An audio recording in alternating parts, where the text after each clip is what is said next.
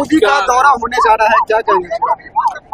देखिए, ये बिहारियों के लिए खुशी की बात है कि देश के प्रधानमंत्री हमारे राज्य को अपनी प्राथमिकताओं में रखते हैं और ये प्रधानमंत्री जी के नेतृत्व की ही वजह से आज बिहार एक एक करके बड़ी बड़ी परियोजनाओं का साक्षी बन रहा है।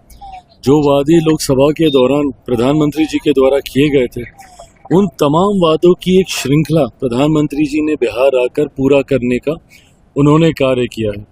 प्रधानमंत्री जी मानते हैं कि हमारा देश तब विकसित होगा जब बिहार विकसित होगा और उसी सोच के साथ हमारी डबल इंजन की सरकार बिहार को विकास की राह पर तीव्र गति से आगे लेकर जाने का कार्य कर रही है। आज जिस तरीके से पटना एयरपोर्ट, एक ऐसा पटना का टर्मिनल जिसकी मांग लंबे समय से बिहार और बिहारियों की रही थी, प्रधानमंत्री जी के नेतृत्व में ये सफल हो पाया और आज उसका आके वो उद्घाटन करेंगे और उसके बाद उनका रोड शो और कल विक्रमगंज में उनकी सभा है। तेजस्वी कह रहे हैं कि मोदी जी आएंगे, जंगल लड़ा एनडीए सरकार में जिंदाबाद के नारा लगाएंगे।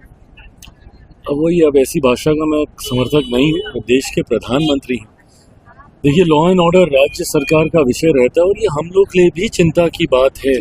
जिस तरीके से आपराधिक घटनाएं और हत्याएं इस दौरान जिस तरीके से बढ़ी हैं, ऐसे में हम लोग भी चाहते हैं कि राज्य सरकार और मुस्तैदी से इस बात को सुनिश्चित करे, प्रशासन इस बात को सुनिश्चित करे कि जो ऐसे असामाजिक तत्व हैं जो अक्सर चुनाव के आसपास इस तरीके की आपराधिक घटनाओं को अंजाम देने का प्रयास करते हैं, उनकी धरपकड़ की जाए और सुनिश्चित किया जाए कि जो विधि व्यवस्था है बिहार और बिहारियों में सुरक्षा का माहौल बना रहे। प्रशांत किशोर आपके मित्र बताते हुए उन्होंने एक बात कहा है इंटरव्यू में कि जेडीयू 12 सीट है एमपी वाले, वो 100 सीटें चुनाव लड़ना चाहती है, ऐसे में 5 सीट चिराग की है तो 45 सीट पे उनको चुनाव लड़ना चाहिए, एक तरह से सुझाव दिया है।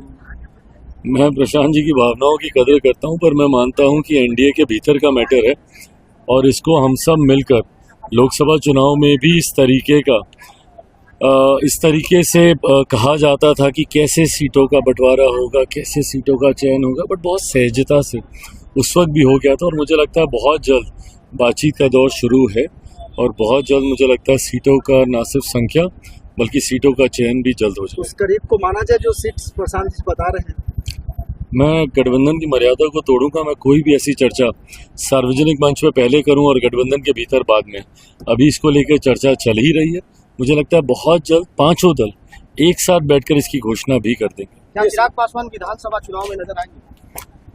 देखिए, जैसा मैंने कहा, ये मैंने पूरी तरीके से पार्टी पे छोड़ रखा है। अगर पार्टी चाहेगी, और जब मैं कहता हूँ कि पार्टी चाहेगी तो छूटते ही ये प्रश्न दागा जाता है और कहा जाता है कि भैया आप ही तो पार्टी हैं, आप पार्टी के राष्ट्रीय अध्यक्ष हैं। ऐसे में पार्टी चाहेगी नहीं चाहेगी का क्या मतलब है?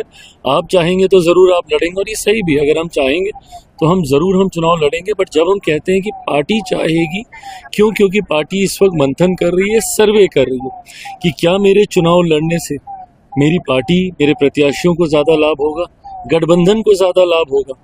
हमारा लक्ष्य है कि लोकसभा की तरह इस बार भी हम लोग का स्ट्राइक रेट बेहतर रहना चाहिए।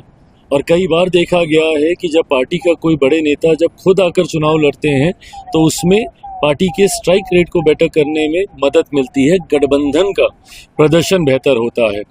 तो इन सर्वेस के बाद, मंथन के बाद, अगर पार्टी को ऐसा लगता है कि हमें चुनाव में आना चाहिए तो जरूर हम। तेजस्वी को पुत्र की प्राप्ति हुई, उसमें बधाई। मेरे लिए बहुत खुशी की बात है, मेरे छोटे भाई के यहाँ बेटा हुआ है, भतीजा हुआ है। हमारा परिवार को खैर वैसे हम शुभकामनाएं दे चुके हैं, बट क्योंकि आप इस मंच से पूछ रहे हैं तो एक बार फिर से आप सबके माध्यम से पूरे परिवार को ढेर सारी शुभकामनाएं।